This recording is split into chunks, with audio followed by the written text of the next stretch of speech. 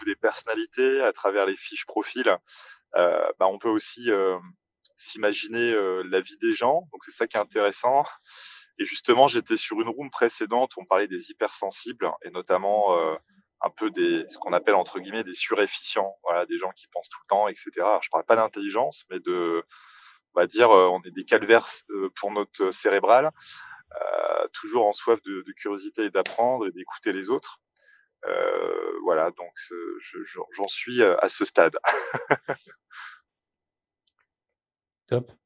Donc le principe de cette room du vendredi, contrairement aux autres, hein, parce qu'on en fait une tous les soirs à 18h30, celle du vendredi, on la veut sans ordre du jour trop préparé. Donc l'idée est de se réunir un peu entre nous, la professionnelle de la conférence, de l'événementiel, et puis de partager en fonction de notre humeur, des actualités, ce qu'on a envie de partager avec les autres, ou de poser des questions, ou de se retrouver un peu comme l'apéro de fin de semaine à la belle époque. Donc on est à la fois avec Philippe sur Zoom et sur Clubhouse. Donc il y a Louis et Dorota qui sont connectés. Bonjour, bonjour, qui sont connectés sur Sur Zoom. Clubhouse, sur Zoom, pardon.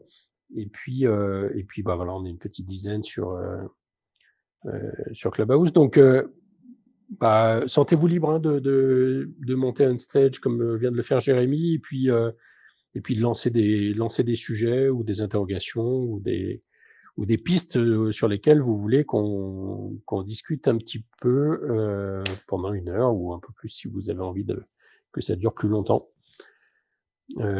Avec Philippe, on avait préparé, on s'est dit qu'on voulait aborder avec vous 2 points. Le premier point, c'est un peu l'agenda des semaines à venir sur nos réunions quotidiennes sur Clubhouse. Donc, vous l'avez compris, avec l'Association française des conférenciers professionnels et puis mon bureau, les speakers, on veut tous les soirs mettre à l'honneur quelques conférenciers, enfin un ou plusieurs conférenciers, et puis des maîtres de cérémonie. Donc, utiliser Clubhouse comme un endroit où on peut présenter vos savoir-faire, présenter les thèmes sur lesquels vous intervenez en entreprise, à des fins d'échange, mais aussi de promotion. L'idée étant de rencontrer quelques clients, ce qui s'est produit un petit peu, et puis en même temps de passer un peu de bons moments ensemble, pour ceux qui ont besoin de feedback, de tester un certain nombre de choses, et puis pour les autres, d'écouter, de s'inspirer, et puis d'échanger. Donc on a un agenda, si j'ai bien compris Philippe, qui est à peu près calé. En tout cas, on a un document qui permet de caler tout ça. Oui, tout à fait. Donc on a à venir lundi, on aura Jean-Luc Udry qui sera interviewé par Virginie Perrault. Et Jean-Luc va nous faire cette interview sur le thème de comment sortir par le haut de l'adversité. Donc c'est un débat qui va être intéressant, organisé donc par Virginie. Ensuite, mardi, nous aurons Gilles Durouchou. Gilles qui est aussi un formateur de conférenciers à travers son académie. Gilles va nous parler de la PPP, une histoire de passion. Il dit qu'il n'y a pas de bonne prise de parole sans passion. Alors, j'ai pas noté par contre qui serait la personne qui allait l'interviewer, donc je pense que c'est pas encore défini. On va voir ça probablement pendant le week-end. Ensuite, nous avons Sabine. Sabine qui va... donc Sabine Van de Broek. J'espère que j'ai bien prononcé, Sabine. D'ailleurs, tu n'hésiteras pas à monter sur scène si tu veux commenter. Donc Sabine Van de Broek, qui, lors d'une table ronde, va nous parler de la relation entre un conférencier et l'organisateur d'une conférence. Elle va nous parler de conférences commerciales, puisque Sabine est quelqu'un qui organise depuis plus d'une dizaine d'années des grosses conférences en Belgique. Donc, elle a une expérience qui est extrêmement intéressante de ce côté-là. Sabine fait partie d'ailleurs du conseil d'administration de l'AFCP et elle est en charge de l'organisation d'Elevate, qu'elle fait ça très très bien. Donc, Elevate, vous savez, c'est l'événement qu'on va avoir début juin, justement, qui est à destination des personnes qui veulent prendre la parole en public pour monter en puissance, monter en compétences. Jeudi 15 avril, on n'a personne qui s'est inscrit encore pour le 15 avril, donc ça pourrait être une pitch party, c'est pas encore défini, mais entre-temps, on va certainement remplir l'agenda de ce côté-là. Alors, je vous rappelle, on a un lien spécifique pour proposer une intervention sur Clubhouse, sachant que vous pouvez aussi intervenir uniquement sur Zoom. Alors évidemment, là, je vous parle pour les personnes qui sont sur Clubhouse, mais les personnes qui ne sont pas présentes sur Clubhouse ont la possibilité d'intervenir à partir de Zoom, puisque la passerelle que nous utilisons aujourd'hui nous permet de faire parler des personnes sur Zoom qui vont être entendues sur Clubhouse et vice-versa. Et ensuite, nous avons, lundi 19 avril, nous avons Fanny Walter qui va, dans le cadre d'une interview, nous parler du flow, de s'assurer d'être dans la fluidité, d'identifier ses blocages pour les lever, oser faire appel à l'invisible, son intuition et son intention. Donc, n'hésitez surtout pas, vous avez l'opportunité de monter en visibilité avec ces interventions sur Clubhouse, sachant que chacune de ces interventions est enregistrée et est ensuite rediffusée sur la chaîne YouTube de l'AFCP. Donc, qu'est-ce qui est enregistré? C'est d'une part toute la partie audio, évidemment, de Clubhouse et de Zoom, mais aussi la partie visuelle qu'on va trouver sur Zoom. Donc, si vous avez l'envie de participer, ce que je vous conseille, c'est d'être aussi présent sur Zoom. Comme ça, on vous verra parler en même temps qu'on vous entendra parler sur Clubhouse. Donc voilà, ça, c'était le point agenda. Les liens pour s'inscrire pour une intervention, vous les trouverez dans nos posts sur les réseaux sociaux. Donc, sur LinkedIn, sur Facebook, principalement sur LinkedIn. Et ce sont des posts qui sont faits par Eric et qui sont relayés en règle générale par des membres de l'AFCP. C'était le point agenda. Alors, on a Vincent qui est monté sur scène. Vincent, qu'est-ce que tu as envie de partager avec nous? Alors, bonjour à toutes et tous. Alors, moi, j'avais plutôt une question aux conférenciers professionnels. J'ai rejoint la FCP là, en début d'année, mais je suis, la conférence, c'est une petite partie de mes activités. Donc, quand tout s'est arrêté là avec la pandémie, j'ai eu la chance de pouvoir continuer d'autres activités, donc de ne pas me focaliser là-dessus. Et puis en plus, les conférences que je fais, moi, c'est des conférences spectacles. Donc il était hors de question de pouvoir les faire à distance. Là, avec le frémissement de la reprise, je voulais savoir si, je sais qu'il y a beaucoup de conférenciers qui ont essayé de s'orienter vers des choses plus à distance, en digital, parce qu'il n'y avait pas le choix. Est-ce qu'il y a des frémissements? Est-ce qu'il y a des choses qui vont rester? Ou est-ce que clairement, tout le monde est prêt là à refaire que du présentiel parce que rien ne remplace ça? Ou est-ce qu'il restera de toute façon des traces de choses ou des choses hybrides? Voilà. Oui. Alors, pour répondre à ça, je vais utiliser les témoignages de gens qui sont passés à l'hybride bien avant nous, qui sont nos collègues américains. Nos collègues américains, en fait, à cause des distances qui sont aux États-Unis, ils ont commencé à travailler sur l'hybride il y a même probablement une dizaine d'années. Et certains ne fonctionnent d'ailleurs qu'en ce mode-là. Donc, le mode hybride, ça veut dire éventuellement un mode où tu vas être en présentiel pour une petite partie de l'audience, et puis le reste va être en déporté, parce que ça évite de déplacer des dizaines, voire des centaines de personnes. Donc, c'est quelque chose qui est devenu une habitude aux États-Unis pour pas mal de conférenciers. Et en fait, en France, qui est effectivement un environnement qui est beaucoup plus petit, où on a la possibilité de faire un aller-retour dans la journée en général dans le pays, eh bien, c'était pas quelque chose qui était très développé. Par contre, maintenant qu'on s'est aperçu des possibilités de la conférence à distance et surtout des différences de coûts que ça pouvait procurer, eh bien, les entreprises commencent à demander effectivement de manière générique, écoutez, on aimerait bien faire l'événement de manière digitale parce qu'on sait que ça va nous coûter moins cher. Et donc, du coup, on va pouvoir faire intervenir éventuellement d'autres personnes qui n'étaient pas prévues, ce qui est plutôt sympathique. Donc, il faut s'attendre à ce que, bien évidemment, il va y avoir un retour au présentiel, mais, et pour plein de raisons, parce que c'est pas juste à cause du conférencier, c'est parce qu'on a le networking qui est autour du conférencier dans l'audience, et ça, c'est un élément important des réunions en présentiel. Par contre, il faut s'attendre effectivement à ce que pour toutes les personnes qui ne peuvent pas participer, elles fassent ça à distance. Et là, je vais vous donner un ou deux exemples qui sont intéressants. J'ai eu l'occasion de participer à des réunions de grands clubs de dirigeants. Et en fait, grâce au distanciel, ils ont pu faire intervenir des personnes qui ne seraient jamais intervenues avant. Parce qu'ils n'avaient pas l'habitude de faire intervenir des gens qui venaient de l'extérieur de manière régulière. Donc, ils en sont arrivés à la conclusion, et c'est super intéressant parce que maintenant, on peut faire intervenir quelqu'un qui est aux États-Unis, quelqu'un qui est ailleurs en Europe, alors qu'on ne l'aurait pas fait avant, ça coûtait trop cher. Trop cher en frais de déplacement, en logistique. Et puis, quelqu'un qui va intervenir un quart d'heure ou une demi-heure, ça vaut pas le coup de le faire venir pour aussi peu, d'aussi loin. Donc, en fait, ça ouvre d'autres possibilités.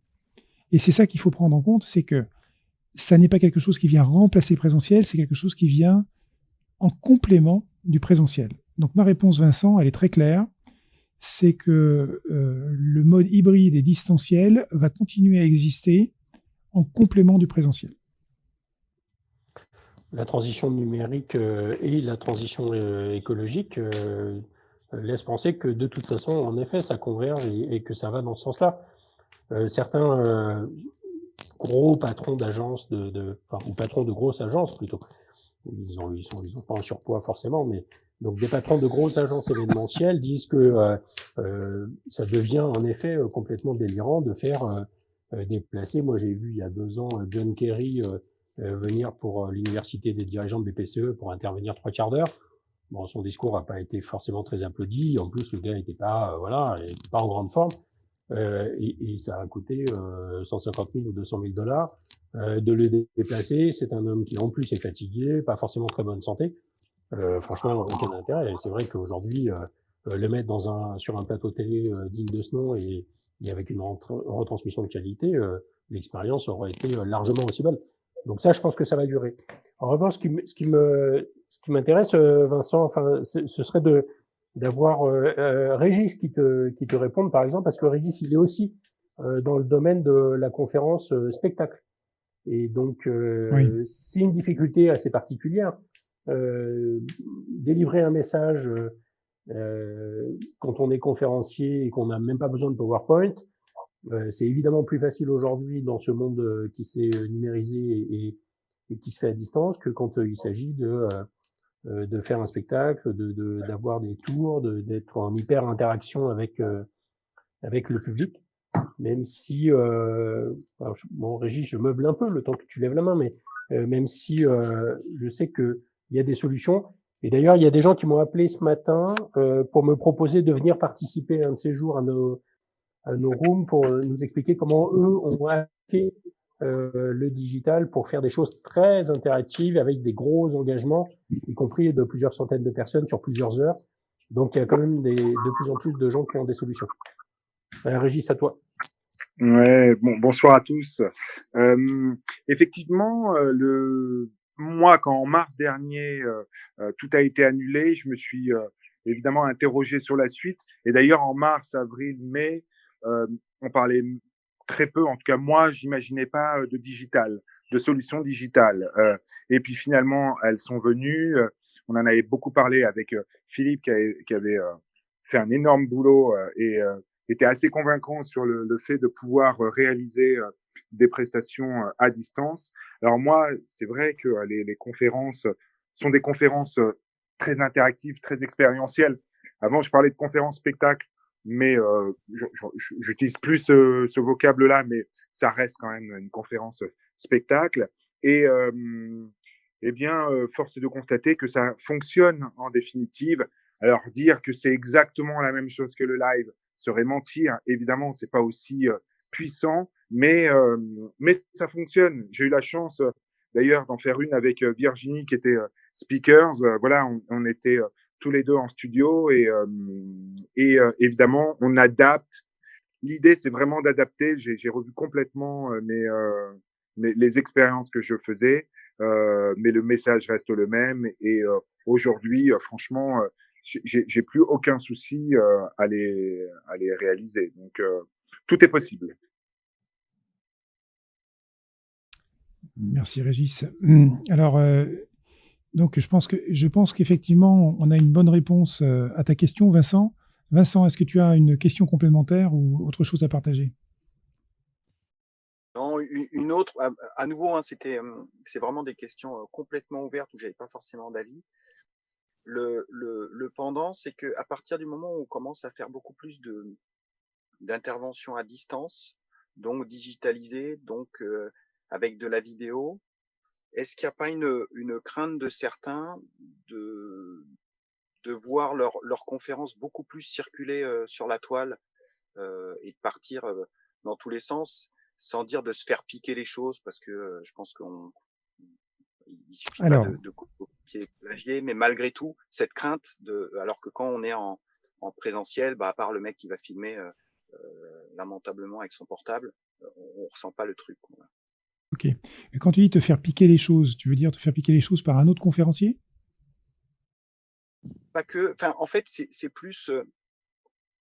Moi, je suis originaire du spectacle vivant et j'ai toujours été un défenseur du fait qu'il fallait pas filmer le spectacle vivant. Un, parce que on retranscrit jamais la réalité, les émotions, etc. Et deux, parce que peut-être que je me trompe, mais le risque, c'est qu'à un moment, on remplisse plus les salles parce qu'on dit, finalement, en vidéo, on voit des super trucs. Et là, Ok. le fait de dire, Régis, il fait un super truc en vidéo et ça rend super bien avec les tours et tout qu'il fait. Et donc, si tu prends la vidéo, tu auras un peu moins bien que de l'avoir en vrai, mais tu as quasiment le même truc. Il Ok. suffit de récupérer la vidéo. Il y Alors a moins là, de différence que de le voir en présentiel, voilà. oui, tout à Alors, fait.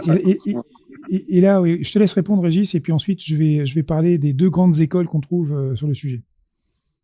oui, c'est une vraie question que je me suis posée également, Vincent. Et finalement, je me suis aperçu que dans des conférences très expérientielles, finalement, c'est quelque chose qui se vit en live. C'est-à-dire que on ne vit pas exactement la même chose lorsqu'on le regarde que lorsqu'on le vit. Parce que quand on le vit, on participe à travers le chat, à travers des interventions où voilà, on peut solliciter l'auditoire. Et donc, du coup, c'est très vivant quand tu regardes et que tu n'assistes pas au direct. Évidemment, tu n'as pas ça.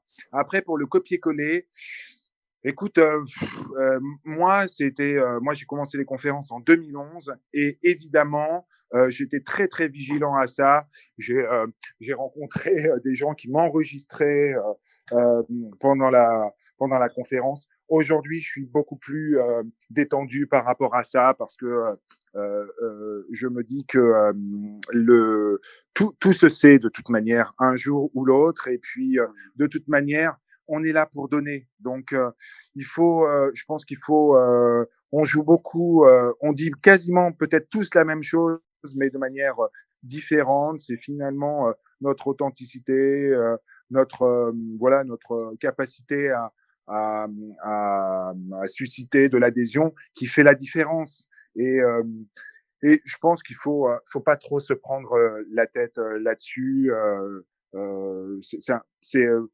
Enfin, je pense que c'est beaucoup plus problématique pour toi parce que tu commences à te poser 36 000 questions, alors qu'en définitive, personne ne fera exactement ce que tu fais parce que parce qu'on ne peut pas faire du Vincent Giraudot. Voilà ce que je pourrais te dire. Okay. Oui, alors. Non, mais ça. Donc oui, Régis, je te rejoins là-dessus. En fait, il y a deux grandes écoles. Il y a l'école effectivement qui dit, moi c'est pas grave si j'ai des conférences qui sont en ligne parce que ce sont des conférences qui montrent la manière dont je fais les choses et ça va donner envie aux gens de me voir. En fait, c'est un peu le même principe que pour les artistes des chanteurs ou un chanteur, tu peux très bien acheter son disque ou un DVD avec ses vidéos ou le regarder en ligne. Et en fait, avoir envie de participer à un de ces concerts parce que tu sais que l'énergie va être différente. Ce qui se passe dans une salle lors d'un concert, ce qui se passe quand tu reçois les sons, ça n'a rien à voir avec ce que tu pourrais regarder sur ta télé ou sur ton ordinateur. Donc en fait, l'idée, c'est si tu as des vidéos qui sont en ligne, c'est que ce soit des vidéos qui donnent envie aux gens de te voir en présentiel ou qui donnent envie aussi aux gens de te voir en distanciel. Ça peut être des opportunités d'être visible. Maintenant, certains d'entre nous font des choix de ne pas mettre des conférences complètes sur YouTube, par exemple, et dont des conférenciers qui sont très connus, très célèbres. Tu prends par exemple Michael Aguilar, il s'est toujours refusé à mettre une conférence en ligne. Il dit non, je veux absolument pas. Je comprends l'argument qui dit qu'il faut la mettre en ligne, mais c'est mon point de vue, je ne veux pas. Si on prend le point de vue de j'ai pas envie qu'on me pique mes idées, alors là, je rejoins un petit peu ce que dit Régis. En fait, il y a plusieurs sujets. Il y a le sujet de la crédibilité, de la légitimité. Donc, quelqu'un qui vient te piquer un sujet qui est un sujet public, en fait, si c'est un sujet public, il n'a pas à te le piquer, hein, c'est public. C'est la manière dont tu vas le présenter, qui va faire la différence. Donc, ça va être effectivement ta propre énergie, ton propre style qui vont faire que ça va passer. Tu prends la même blague racontée par un Jean-Marie Bigard ou par moi, par exemple, bah, ça passera pas du tout de la même manière. C'est juste parce que le style et ce qu'on attend de la personne, bien évidemment, va être très différent. Donc, si je reprends une blague de Jean-Marie Bigard, ça va être très différent, ça va être triste. C'est pas du tout mon style de blague. Hein, d'ailleurs, ça marche pas comme ça pour moi. Donc, ton style est vraiment particulier. Hein. Ton style est vraiment particulier et c'est ça qu'il faut que tu travailles et que évidemment que tu travailles ta spécialité, ton expertise qui va faire que là, par contre, tu vas pas pouvoir être copié. Et si tu prends des sujets qui sont des sujets classiques de développement personnel, par exemple, eh bien, tout le monde peut s'approprier le sujet. Ce qui va faire la différence, c'est toi. Et c'est ce qui va faire, a priori, tout le monde peut chanter de la même manière. Et pourtant, tu t'aperçois que, enfin, tout le monde peut chanter. On va dire, tous les chanteurs sont capables de chanter, ils ont tous des styles différents. Et pourquoi tu vas vers un chanteur plutôt qu'un autre? C'est parce qu'il a son style. Donc, je pense que c'est vraiment ça qu'il faut cultiver, c'est cette différence qui nous rend uniques tous, et évidemment la rendre visible pour qu'on donne envie aux personnes de venir nous voir. Je vais rajouter un point.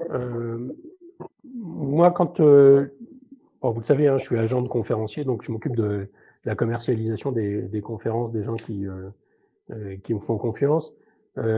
Quand ils me présentent un film, une bande éléments, un showreel,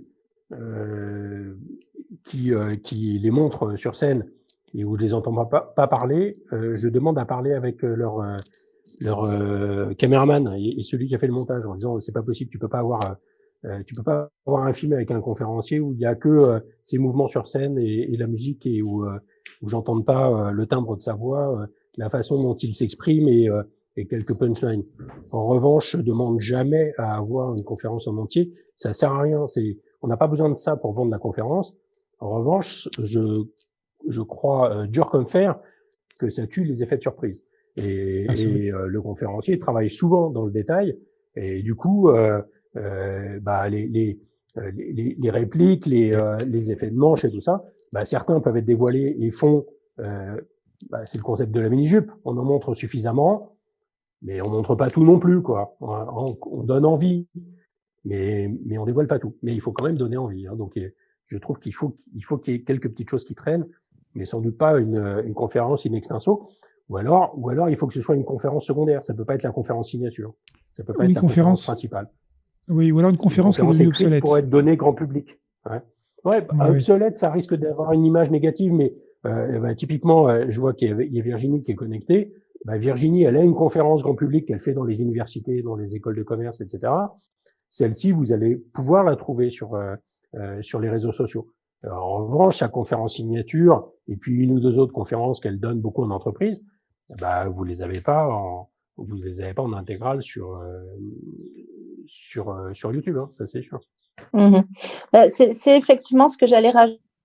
Il y a 3 types de conférences, comme l'a dit Philippe, et qui mettent que des clips ou voilà des bouts de conférences. Après, il y a des personnes qui ont décidé de faire en adaptant spécifiquement les choses, et puis il y en a qui tentent quand même l'expérience. Alors c'est un vrai choix, mais j'allais dire la majorité est beaucoup plus dans l'adaptation.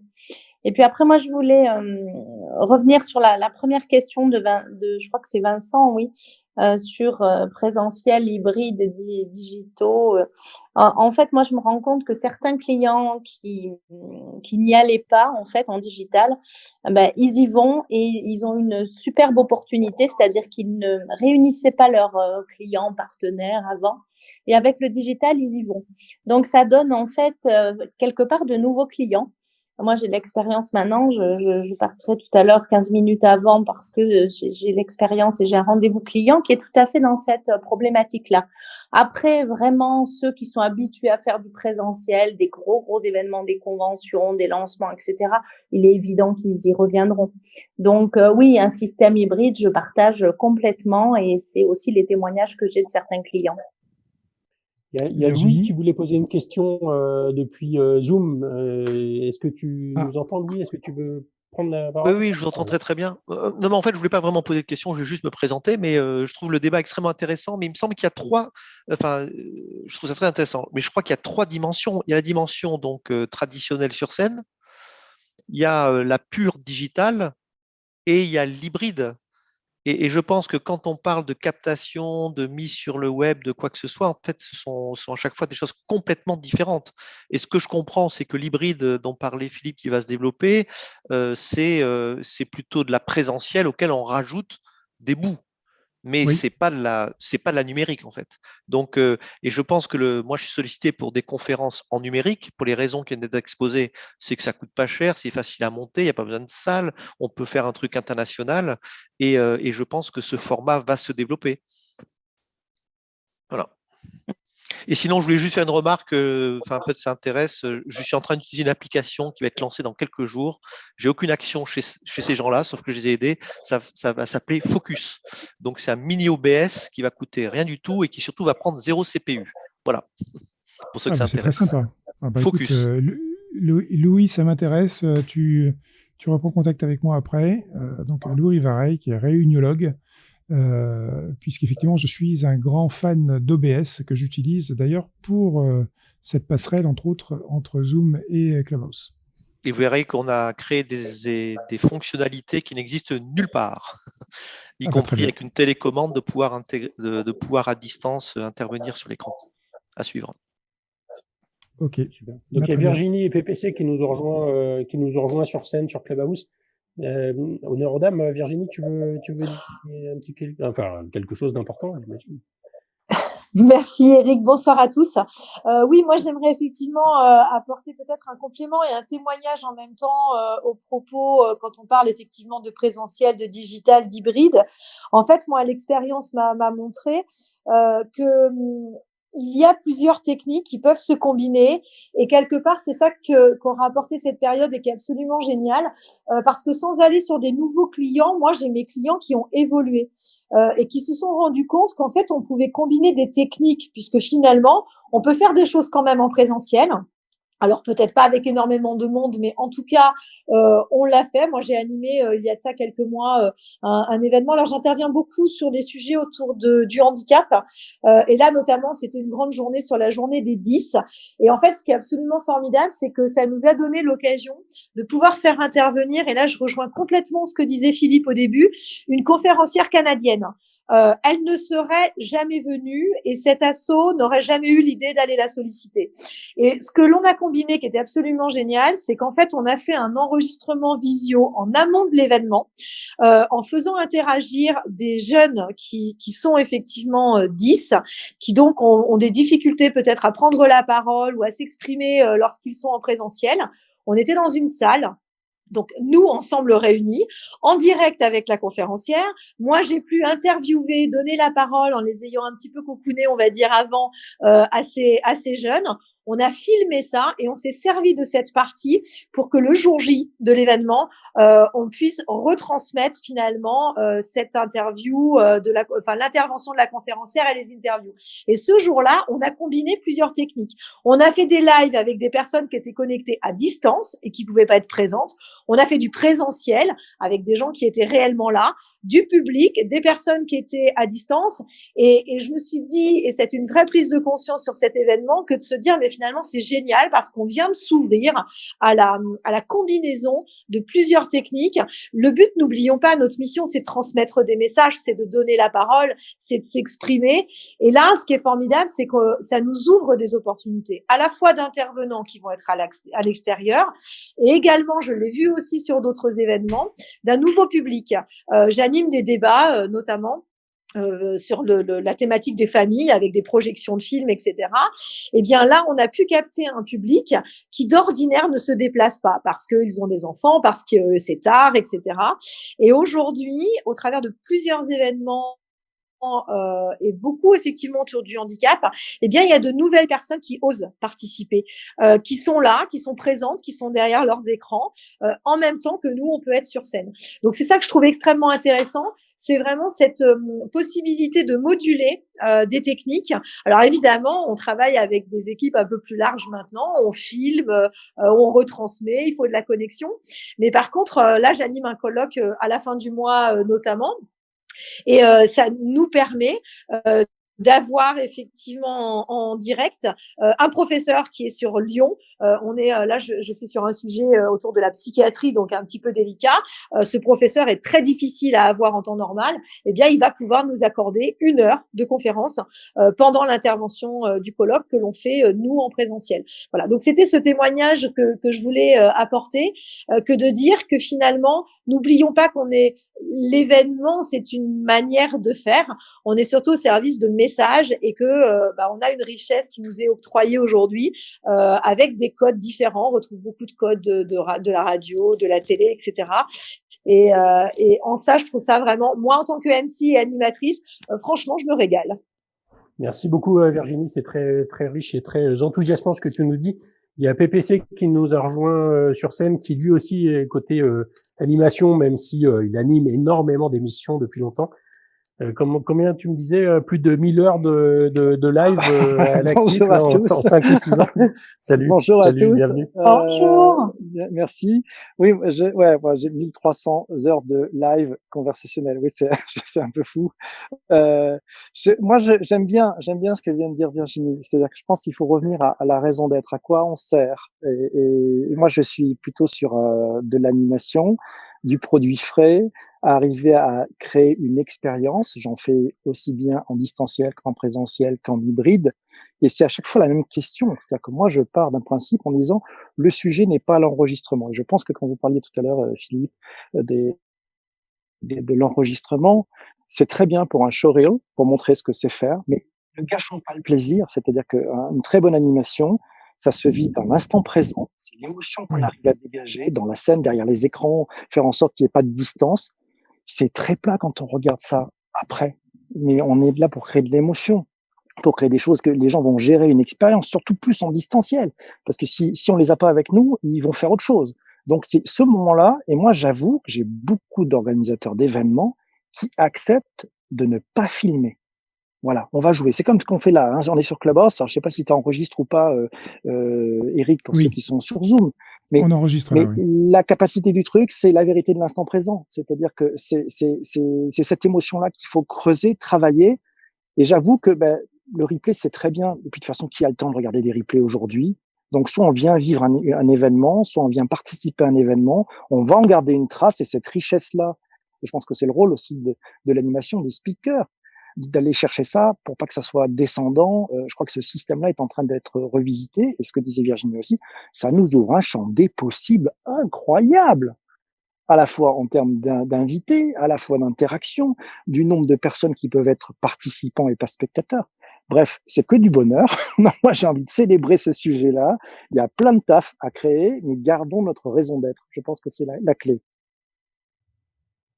Merci beaucoup d'être passé puis pour ce témoignage. PPC, tout à l'heure on faisait le point sur l'agenda, tu sais, sur nos rooms quotidiennes là, de 18h30. On a un créneau jeudi en 8, je crois. Si tu voulais venir nous présenter un petit peu plus en détail ce que tu fais avec Damien ou pas, enfin bon, on en reparle. En tout cas, merci. Toi, on va regarder, c'est adorable. On va regarder la dispo, mais merci beaucoup. Je te contacte pour te dire si le slot est open. Merci infiniment en tout cas. Et puis bonne soirée à tous et très bon week-end. À plus. Et avec plaisir. Merci beaucoup. Merci PPC. Alors qui veut poser une question? Est-ce qu'on a des questions sur Zoom? Non, on n'a pas de questions. Alors, est-ce que vous voulez qu'on lance le sujet business de la semaine, alors pour savoir un peu comment les dernières annonces ont impacté votre carnet de commandes? Est-ce Est-ce qu'il y a quelques appels entrants? Est-ce qu'il y a quelques pistes intéressantes? Qui veut nous donner des bonnes nouvelles sur le business de l'événement et de la conférence?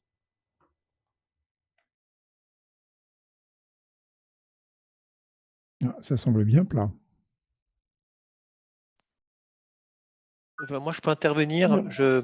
J'étais sollicité là très récemment et on m'a dit ce sera en mai, à distance ou n'aura pas lieu, parce que c'est une association professionnelle qui veut rassembler ces gens après une période qui était compliquée pour eux. Donc, en fait, je pense que les conférences vont peut-être avoir du succès. Enfin, en tout cas, moi, c'est ce qui est en train de m'arriver une fois, hein. Mais parce qu'il y a des gens qui vont avoir besoin de se retrouver, de reconstruire du lien. Et je pense qu'ils auront besoin de créer des événements. Et comme en plus, ils ont fait beaucoup d'économies là depuis un an. Alors, parce qu'il y a des métiers qui sont très bien portés durant le confinement, hein, mais qui ont fait beaucoup d'économies sur leurs frais collectifs, ils auront des opportunités. Voilà. Merci Louis. C'était Louis Vareille qui nous parlait de Zoom. Guy est monté sur scène. Bonjour Guy, bienvenue. Bonjour Guy. Salut, ça va? Ouais, super. Oui, je rejoins ce qui a été dit concernant le besoin des gens de se retrouver ensemble, et ça m'avait surpris puisque moi j'ai donné une conférence en France il y a 10 jours là. J'étais très surpris d'être contacté pour une conférence en vrai avec que des bandits masqués devant moi. C'est un peu bizarre parce que on fait une blague et puis on sait pas trop si les gens ils rigolent parce que les yeux on les voit pas très bien quand on est sur scène. Mais ce qui m'a surpris, c'est que cette boîte organise un séminaire avec toute la force de vente. Il y avait que des directeurs, des managers, et j'étais vachement surpris puisque en fait au début les gens étaient autour de tables rondes, donc j'ai donné ma conférence sur scène et tous les gens étaient masqués. Et puis après le déjeuner est arrivé et tout le monde a enlevé son masque. Alors je me suis dit waouh quoi. Je me suis dit il faut vraiment qu'ils aient envie de faire venir un conférencier.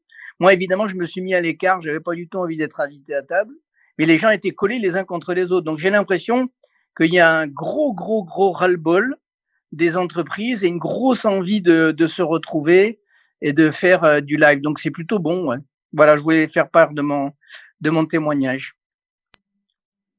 Super, merci Guy. Alors on a ça dans moi j'ai vu ça dans les associations professionnelles de patrons de PME, tu vois, les CJD, les choses comme ça là. C'est un peu des rebelles, hein, c'est un peu les entrepreneurs PME en France, c'est quand même des gens qui franchissent la ligne jaune, enfin qui sortent du cadre régulièrement. Et ça, par contre, tu peux pas l'avoir dans les grandes entreprises. C'est impossible, quoi. Là, les prud'hommes, les RH, les collaborateurs même feraient des procès alors qu'eux-mêmes sont en souffrance d'être à distance, mais les syndicats et tout ça, enfin, c'est juste impossible. Donc, moi, honnêtement, cette semaine, on a eu pas mal de boulot, pas mal de demandes, pas mal de dossiers où on a proposé des conférenciers et des maîtres de cérémonie. Et quand c'était en présentiel pour juillet, on a des dates jusqu'à mi-juillet, début et mi-juillet. C'est des organisations professionnelles qui réunissent plutôt des chefs d'entreprise. Et quand c'est pour les grandes entreprises, c'est tout en distanciel. On en est même à ne même plus poser la question, quoi. C'est-à-dire qu'on envoie le tarif des conférenciers à distance, là, pour typiquement ceux qui sont sur ma plateforme, qui ont distingué le prix à distance et le prix en présentiel. Bah, on envoie directement le prix à distance. On est presque convaincu que c'est de ça dont il s'agit, quoi, aujourd'hui.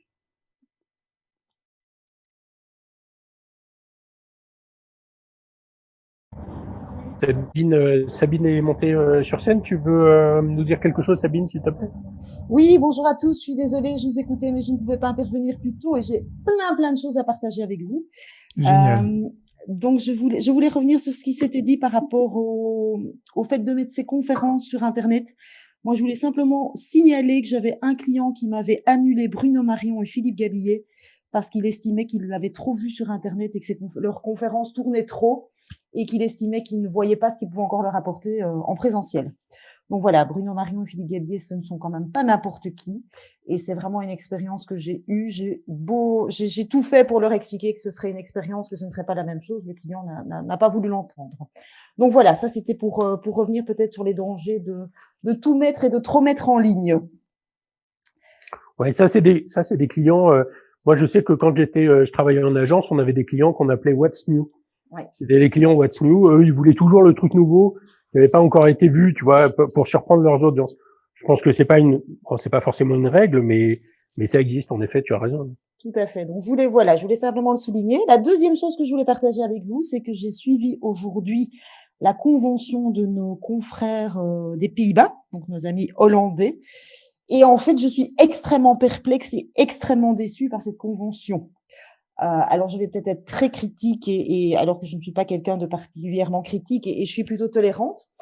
Mais en fait, je n'ai rien entendu de nouveau. Donc, déjà, vraiment, je pense que je me suis plus amusée cette semaine sur Clubhouse que pendant cette journée de convention. Donc, je pense que là, on a vraiment une vraie carte à jouer pour la préparation des events. Il va falloir vraiment qu'on se coule le cocotier, et je trouve qu'on se différencie. Et la deuxième chose, c'est qu'en fait, j'ai vu de la formation, j'ai vu du webinaire, j'ai vu des ateliers, mais je n'ai pas vu de conférencier, je n'ai pas vu de conférence au sens classique du terme. Pour moi, une conférence, ça doit être du waouh, ça doit être quelqu'un qui en jette, quelqu'un qui est éloquent, quelqu'un qui est ancré, quelqu'un qui a du charisme, masculin ou féminin, peu importe. Hein. Mais pour moi, il doit vraiment y avoir un effet waouh qui est lié à la personne. Et en fait, je n'ai rien vu de tout ça. Donc voilà, je reste vraiment sur ma faim. J'avais aussi envie de le partager avec vous parce que je pense que c'est un lieu d'échange où on doit partager ce genre de choses et être à l'écoute de ce qui progresse et de ce qui ne progresse pas.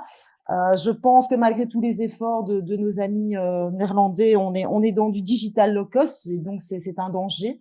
Et ne faut-il pas mieux une vidéo bien enregistrée et bien retravaillée que du distanciel avec des économies voilà, avec comment je vais dire ça, oui, des bouts de ficelle, hein, avec quelque chose qui n'est pas pro du tout. Pour moi, c'est des conférenciers qui font du digital, mais qui font pas du digital comme des conférenciers. Donc voilà, avec beaucoup d'estime, hein, parce que ce sont des personnes extrêmement sympathiques. Donc loin de moi l'idée de les critiquer. Je veux simplement mettre en évidence que pour moi, on n'est plus dans de la conférence.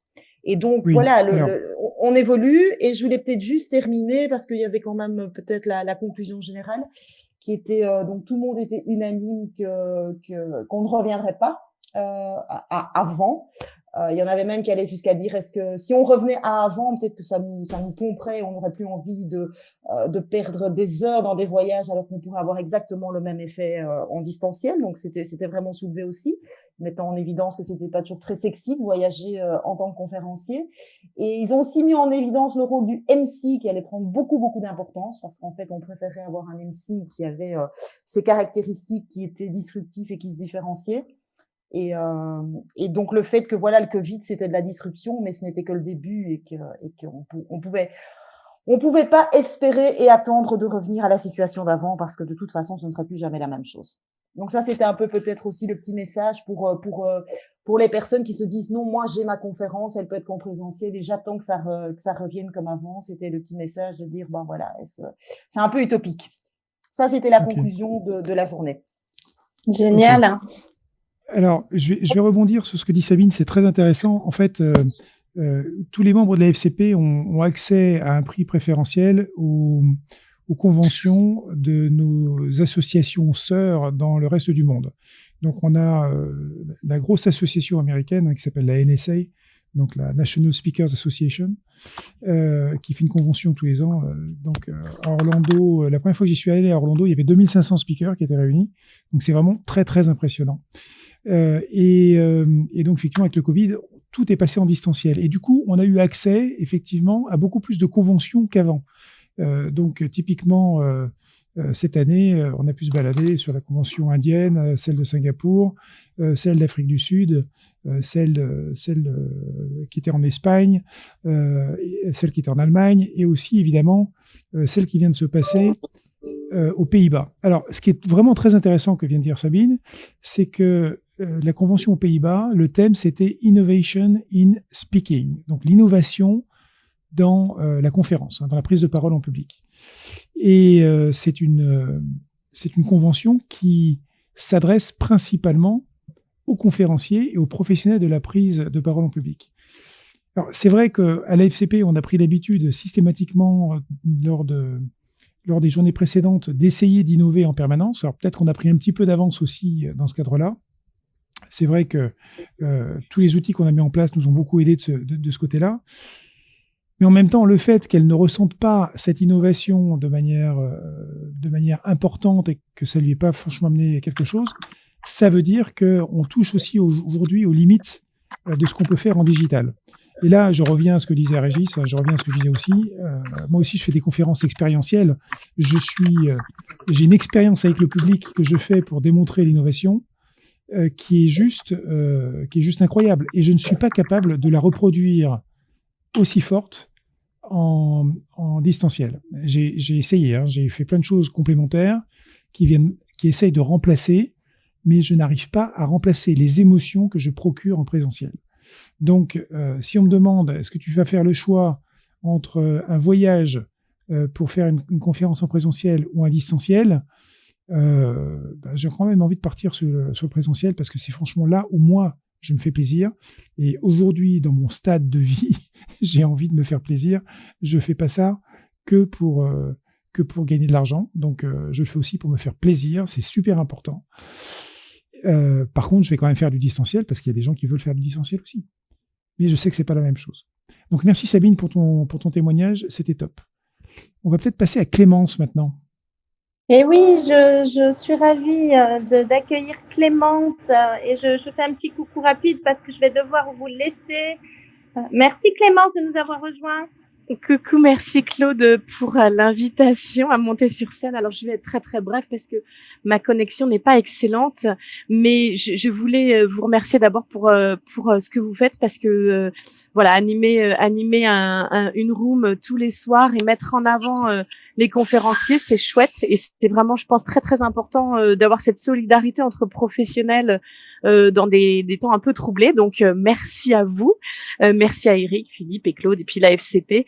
Je veux juste témoigner ici de ce qui se passe de l'autre côté de la frontière et peut-être donner une note d'espoir. En tout cas, c'est ce que j'espère.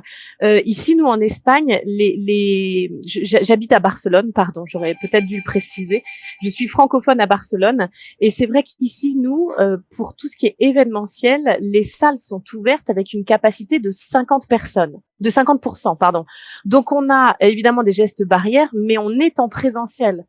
Donc, alors évidemment, pas pour un Elevate, mais si jamais vous avez l'envie, il y a beaucoup de francophones. Gad Elmaleh est venu ici faire 4 dates qui ont été pleines en une après-midi.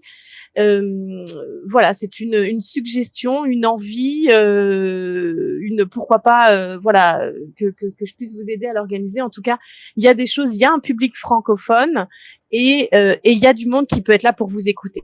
Voilà, je ne sais pas si vous avez entendu tout ce que je vous ai dit, mais en tout cas, merci beaucoup. Excellent. Et voilà, pour vous donner une idée. C'est super, merci infiniment Clémence. On va penser à Elevate en Espagne alors. Merci beaucoup. Moi, je vous salue, je suis obligée de m'éclipser. J'ai rendez-vous avec un client pour un événement. Merci à vous tous, bonne continuation. Est-ce que je peux rebondir éventuellement sur l'intervention de Guy ? Bien sûr, Virginie. Alors effectivement, Guy, j'ai entendu tout à l'heure quand tu disais bonsoir et je suis ravie de te voir, enfin de t'entendre, mais comme il y a les photos, on se voit quand même et comme on connaît nos énergies. Donc moi, je fais effectivement alors je suis animatrice APM, on a cité tout à l'heure un petit peu les différents clubs de dirigeants, avec cette possibilité soit de faire du distanciel ou du présentiel. Il est réel et clair que les dirigeants aujourd'hui ont envie de se voir. Moi, j'ai un club où on fait des interventions, on est 26 à peu près. Et en fait, on fait tout en présentiel, mais tout dans le respect des gestes barrières. Et c'est ça que je voulais quand même apporter. Il n'y a pas que je vais pas dire du n'importe quoi, mais il est vrai qu'il y a des gens qui sont peut-être plus ou moins sérieux, mais globalement, on a réussi, pour ma part, à avoir une forme de discipline. Et du coup, ça nous permet vraiment et de savourer peut-être autrement aussi ces événements. Donc, certes, on a les masques, certes, on est à distance. Le midi, on déjeune chacun sur sa table avec son plateau, mais on arrive quand même vraiment à faire des choses. Et surtout, l'observation que je voulais faire, on a évoqué tout à l'heure au début la notion des différents formats hybrides, présentiels, mais il y a aussi la taille. Il n'y a pas que des grands événements avec des salles combles et je crois que ça permet aujourd'hui aussi peut-être d'organiser des événements qui ne se seraient pas faits avant avec des dimensions, des tailles de présence plus restreints. Et ce matin, je suis intervenue pendant 1 heure et quart sur un public d'agents immobiliers. On m'a demandé d'intervenir sur l'optimisme puisque je suis aussi déléguée à la Ligue des optimistes de France. Et du coup, tous ont bien respecté les règles. Et on avait et des personnes dans la salle et des personnes à distance. Et en fait, d'ordinaire, ces gens-là ne font pas du tout ce genre d'événement. Et aujourd'hui, eh bien, la visio et tout ce que l'on fait, quelque part, a ouvert un champ de possible à certains. Et moi, je suis ravie, qui œuvre beaucoup et qui anime beaucoup dans le monde associatif, de me rendre compte que puisqu'il y a un besoin de cohésion, il y a un besoin d'échange, il y a un besoin de créer du lien, il y a besoin de s'ouvrir, de s'apercevoir que toutes ces personnes découvrent un accès nouveau aux conférenciers, à des sujets et à ce genre d'événements. Voilà, donc ce que j'avais à cœur de témoigner, de dire que oui, on peut faire du présentiel en n'étant pas forcément hyper nombreux, en respectant les gestes barrières et du coup en profitant et en allant découvrir de nouvelles choses. Très bien, merci, Merci merci beaucoup, Virginie. Virginie. Donc, on a Moi, Johan ce que qui... j'ai... Ah, pardon, vas-y, Eric. Pardon. Ouais, ce que j'ai constaté là, qui était de plus en plus fréquent, c'était d'avoir les maîtres de cérémonie qui soient présents sur un plateau télé avec les personnes, les intervenants principaux et l'aéropage de la com.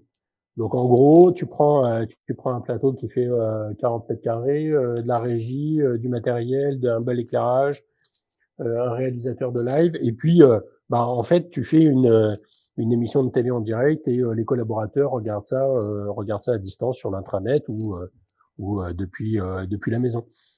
Ça, je crois beaucoup à ce format-là. En fait, ça fait 15 ans ou 20 ans que moi je milite pour ce type de format, puisque j'avais même monté une start-up au début des années 2000 qui faisait ce genre de technologie un peu partout dans le monde. Et ça avait bien marché dans tout ce qui était communication financière, beaucoup moins dans la partie communication corporate, mais on y arrive. Alors pour le coup, ça veut dire quoi? Ça veut dire que quand même, on va continuer à déranger physiquement les maîtres de cérémonie. Donc Virginie, tu vas continuer à voyager. Alors, ça sera souvent dans des arrondissements pas très chics de Paris, dans lesquels le mètre carré est pas très cher, mais dans lesquels on peut faire des gros plateaux télé. Et puis en revanche, c'est vrai que les collaborateurs, le public, la coupe de champagne après l'événement, ça pour l'instant, les optimistes disent que ça va redémarrer en juillet.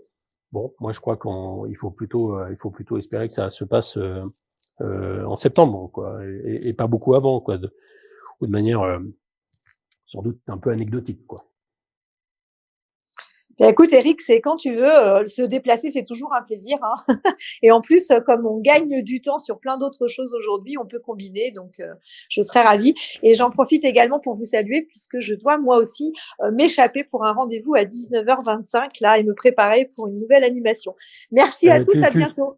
Tu connais Chicandier, Virginie? Non. Chicandier, tu taperas sur Google Chicandier. On n'est pas des Allemands. Les réunions le vendredi, alors déjà lui il y a 14h, c'est impossible. Mais toi à 19h25 une réunion un vendredi avec un client, désolé Virginie, je suis pas sûr que tu files un bon coton.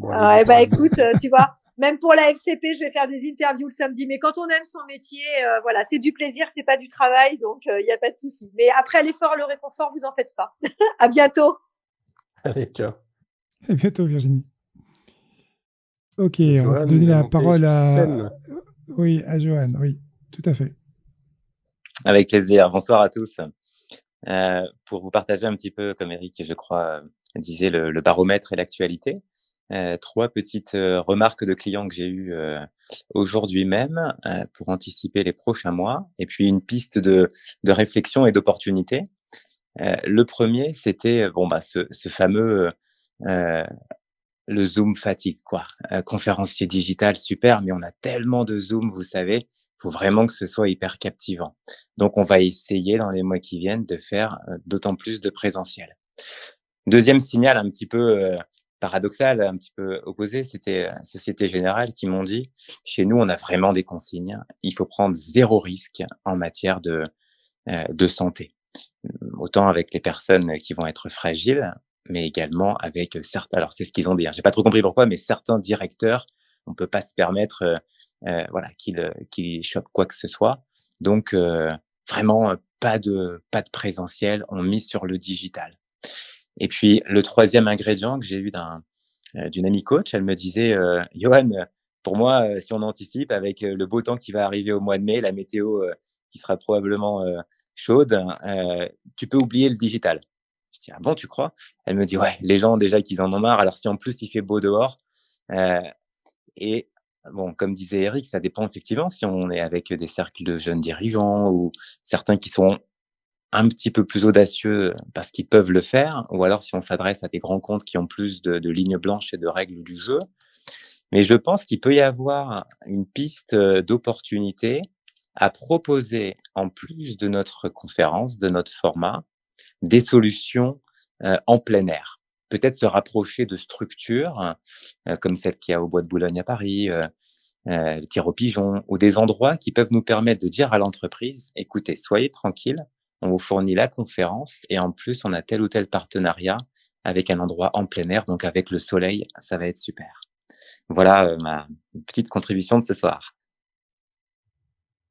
Ah, la bonne idée, les conférences en plein air.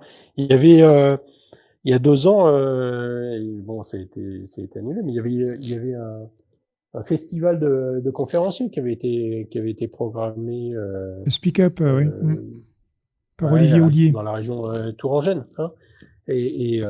Bon, on attend ça avec impatience que ça puisse avoir lieu. Mais c'est vrai que le côté en plein air, tu vois, si on regarde, par exemple, moi j'ai œuvré régulièrement pour l'université d'été du MEDEF, c'était en plein air, mais c'était quand même la cohue, quoi. Il y avait quand même beaucoup de monde, donc de toute façon, ça continue à poser des problèmes d'assurance, des problèmes légaux liés au confinement, liés au Covid pour l'instant, hein.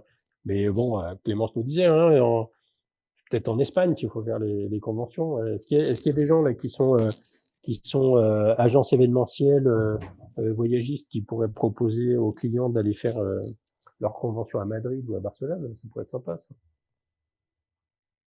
En même temps, il faut peut-être le PCR. Tiens, Philippe, toi qui es parti aux États-Unis, alors c'est quoi? C'est 14 jours avant de rentrer sur le sol américain? Comment ça se passe? Alors en fait, j'ai dû passer 14 jours en dehors de l'espace Schengen, et donc toutes les îles des Caraïbes, même que ce soit les îles françaises ou néerlandaises, sont en dehors de l'espace Schengen, hein, puisqu'il n'y a pas la continuité territoriale dans ce cadre-là. Et pour arriver là, j'ai dû faire un test PCR et un test rapide 4 heures avant de partir, parce que je passais par les Pays-Bas. Donc j'ai passé 14 jours en quarantaine avec une surveillance d'ailleurs très intéressante. La petite île de Saint-Martin t'envoie un email tous les jours où tu dois donner ta température du jour, du matin. Donc ils font une surveillance sérieuse. J'ai pas vu ça ni en Belgique ni en France jusqu'à ce jour. Ils font un suivi sérieux. Et pour partir aux États-Unis à la fin des 14 jours, un test antigène classique qui est fait en 20 minutes, est proposé gratuitement par les pharmacies, est tout à fait valable. Et alors là, ce qui a été extrêmement étonnant, c'est la première fois que je passe au travers de l'immigration aux États-Unis de manière aussi rapide. Franchement, d'abord, il n'y avait personne dans l'aéroport de Miami. Et ensuite, l'agent d'immigration ne m'a posé mais strictement aucune question. La seule chose qui était évidente, c'était qu'il fallait avoir le test négatif Covid pour embarquer, mais sinon, une fois qu'on est arrivé, il ne demande plus rien. Et il m'a pas demandé pourquoi j'étais là, combien de temps j'allais rester. Manifestement, ils sont désespérés d'avoir des gens qui rentrent aux États-Unis en ce moment. Donc voilà, ça m'a pris 30 secondes pour passer au travers de l'immigration. Ouais, c'est hallucinant. Merci pour ce témoignage. Il y a Vanessa qui est montée on stage avec nous, qui est toute nouvelle sur Clubhouse. Bienvenue. Merci Eric. Oui, tout à fait, je suis toute nouvelle.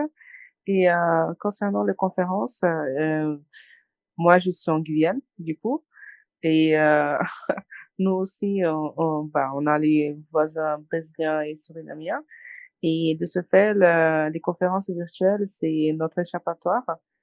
Et enfin, mon groupe, nous avons un projet, on va dire, des conférences amazoniennes. Donc, vraiment, le virtuel, c'est notre seule solution actuelle. Et même des conférences en plein air, ici, nous avons du coup la variante brésilienne. Donc, enfin, il arrive même d'avoir des cas contacts. Donc, enfin, et on n'a pas autant de contrôle comme ailleurs. Donc, c'est vraiment très délicat. Et la seule solution, vraiment, c'est du coup les conférences virtuelles. Voilà. Bien, merci Vanessa. Merci Bien. beaucoup. Est-ce que quelqu'un veut faire une remarque ou lancer un Ouais. nouveau Juste nouvelle un piste? mot. Juste un Vas-y. mot. Le Speak Up Festival a été modifié, mais il renaît de ses cendres le 11 juin. Donc, on trouvera les infos sur Internet, sur LinkedIn. Voilà. Et donc, j'ai le plaisir d'y participer. Excellent, merci pour cette très belle nouvelle, Guy. PPC. Oui, rebonsoir, je repasse, j'écoute, je me régale et bravo pour tous vos témoignages et ça donne la pêche, c'est génial. Moi, j'ai une question à voir avec vous. C'est pour rebondir sur des mots qu'on peut utiliser. Le mot conférence virtuelle, il n'y a pas d'attaque avec la personne qui vient de parler auparavant, mais je pense que si on utilise ce mot, on se met une balle dans le pied. C'est-à-dire que elle n'est pas virtuelle, cette conférence. C'est une rencontre et elle doit avoir lieu. Vous savez, je pense que c'est un peu comme quand les publicitaires ont fait une erreur stratégique quand ils ont mesuré les dépenses publicitaires. Et le fait d'avoir cet élément de langage qui est de dire une dépense publicitaire, c'est juste une connerie. Il faut parler d'investissement publicitaire. Bien sûr. Et si vous parlez de dépenses, c'est le premier truc qu'on coupe. Donc, je pense que quand on fait des choses en distanciel, et peut-être que je fais même une erreur en disant il faudrait faire des événements sans distance, même si c'est par technologie interposée, mais par pitié, pour moi, j'essaye d'enlever ce mot-là, dire ah non, elle n'est pas virtuelle, c'est une vraie rencontre. Le client, l'organisateur va demander à ce qu'on crée une expérience, ce que vous disiez tout à l'heure, ce qu'on crée du lien, ce qu'on arrive à faire en sorte que les personnes, on les transporte dans une relation le temps de cet événement. Et oui, il y a une zone fatigue. Donc, moi, je fais la chasse au mot webinar. Le webinar est une horreur. On le fuit tous. Donc, l'audio, peut-être un échappatoire, une possibilité. Mais par pitié, je pense que ça demande par contre beaucoup de travail pour vraiment changer la façon dont on écrit un événement, quand on est comment on le coproduit avec l'organisateur, comment on peut trouver des moyens de garder l'attention. Donc, ça demande vachement de travail. Et donc, il faut juste se méfier aussi, c'est que finalement, quand on dit on le fait online, donc on n'a pas le budget. C'est une bêtise. OK, vous faites une économie sur les petits fours et sur la salle, mais mettez de l'argent dans le produit. Mettez l'argent dans le produit et payez bien un réalisateur pour que ça soit nickel, payez pour qu'il y ait des bons micros, qu'il y ait des bons éclairages, pour des super intervenants, même si ils peuvent intervenir du monde entier sans se déplacer. Donc, mettez le pognon, mais faites en sorte aussi d'avoir de bons Master of Ceremony. Ça s'improvise pas, c'est une autre écriture. Donc, je pense que c'est un champ d'opportunité extraordinaire, mais j'enlève le mot virtuel. Désolé, Vanessa, il n'y a rien contre moi, mais je pense qu'il faut qu'on fasse attention à ça. Parce que sinon, on se tire une balle dans le pied, quoi. Et puis, l'avenir, je sais pas si ce sera, si on pourra faire des événements en externe, il y en a une hâte de fou. Mais bon, il va falloir qu'on vive avec des conditions complexes. Et donc, ce que font tous les intervenants, les speakers, les Masters of Ceremony, de s'adapter en fait en permanence. Parce que c'est bien. Et puis, c'est vrai, alors, on prend beaucoup de plaisir. Je pense que c'est aussi un piège quand on dit, ouais, je prends du plaisir, donc je vais mettre la tête à terre. Non, c'est du travail. C'est du travail, bien sûr. Le plaisir, je pense que c'est aussi un moteur pour tous les animateurs d'événements. Mais c'est du travail. Et qui dit travail, dit salaire, normalement. Ouais, clairement, le moyen de prendre du plaisir. Ah oui, non, mais PPC, tu as raison. En fait, moi, quand tout à l'heure, je disais que je prends du plaisir quand je suis sur scène en présentiel, c'est évidemment parce que tout le travail est derrière moi. parce que tout a été préparé, répété, et c'est réglé comme sur du papier à musique. Évidemment, il y a des interactions avec le public. On ne sait pas forcément ce qui va se passer, mais ça c'est le côté fun qui vient se rajouter. Donc, tout ce qui est le travail de MC, comme tu le disais, c'est un travail qui est vraiment très spécifique et qui va être abordé de manière très professionnelle. Et ça, je pense qu'il faut le rappeler. Et d'ailleurs, on voit dans Clubhouse des modérateurs de room qui ne se rendent absolument pas compte de ce qu'ils ne font pas. Et donc, du coup, il y a des rooms qui tombent complètement en désuétude parce qu'en fait, c'est un one-man show. Pour les conférences, c'est pareil. Il n'y a pas de conférence qui soit propre, qui soit faite en impro complète. Il y a des gens qui disent qu'ils font de l'impro, mais non, mais j'y crois pas un seul instant. Plus tu es en impro, plus c'était travaillé, plus il y a une maîtrise en amont. Donc, je crois que tu fais vraiment très bien de rappeler que pour qu'un événement puisse procurer les émotions qu'on a envie de transmettre au public, ça doit être extrêmement bien préparé. Merci PPC. Mon ami Guy, je suis sur la page du speakupfestival.fr, parce que quand même tu m'interpelles, et j'avais quand même 4 ou 5 conférenciers à l'affiche dans cet événement, donc en principe je m'y intéresse. Il y a un pop-up, alors tu as peut-être un bloqueur de pop-up sur ton navigateur, mais il y a un pop-up qui dit en raison du contexte sanitaire actuel, les activités Speak Up Festival sont en stand-by, restez connectés, prenez soin de vous. Pour moi, ça ne veut pas dire que l'événement est définitivement programmé. Enfin, honnêtement, ça m'étonnerait, en plus connaissant un peu Olivier, qu'il ait maintenu un événement le 11-12 juin comme ça, sans plus de précautions. Tu confirmes que tu l'as eu au téléphone récemment, toi? Ah, on a perdu la liaison avec la Belgique. Logi. Alors, la liaison avec l'Espagne et Olivier, moi, je suis aussi une proche d'Olivier. À ma connaissance, c'est annulé. Hein. Mais bon, voilà, après, à revoir avec Olivier. Mais moi, de la dernière fois que j'en ai discuté avec lui, effectivement, pour l'instant, il n'y avait pas de date arrêtée.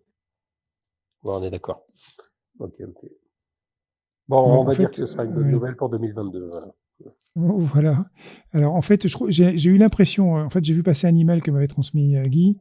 J'ai eu l'impression qu'il avait dérivé ça avec des speak-up business, des speak-up divers et variés. Donc, en fait, c'est peut-être un format qui est différent et qui n'est pas le speak-up festival initial. Donc, effectivement, si tu connais bien Olivier, ça vaut le coup de te rapprocher de lui.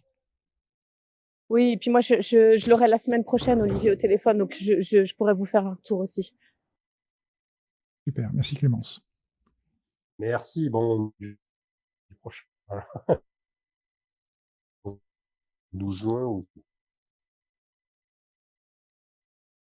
Eric, bon. On a perdu ton audio un instant, Eric, mais ça, tu commençais à revenir.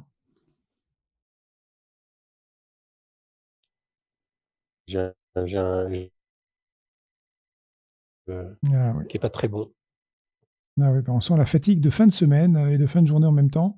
Donc, si plus personne ne veut remonter sur scène pour contribuer, je propose que nous clôturions cette room du vendredi soir en vous remerciant tous pour votre présence continue lors des différentes rooms que nous avons pu mener tout au long de cette semaine. Et je vous rappelle que ça va continuer la semaine prochaine et que les inscriptions sont ouvertes pour participer de manière structurée à nos rooms, aussi bien avec des interventions de type conférence, interview, table ronde, partage d'expérience. N'hésitez pas un seul instant.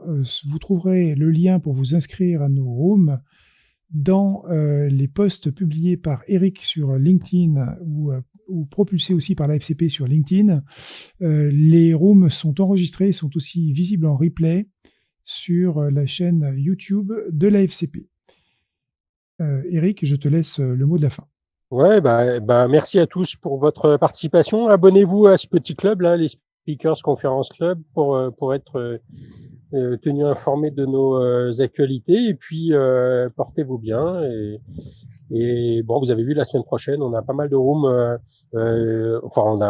À part jeudi, toutes les rooms sont programmées avec des sujets très intéressants. Donc on vous y attend. Venez participer, posez vos questions et vous intéresser à tout ça. Et puis passez un très bon week-end.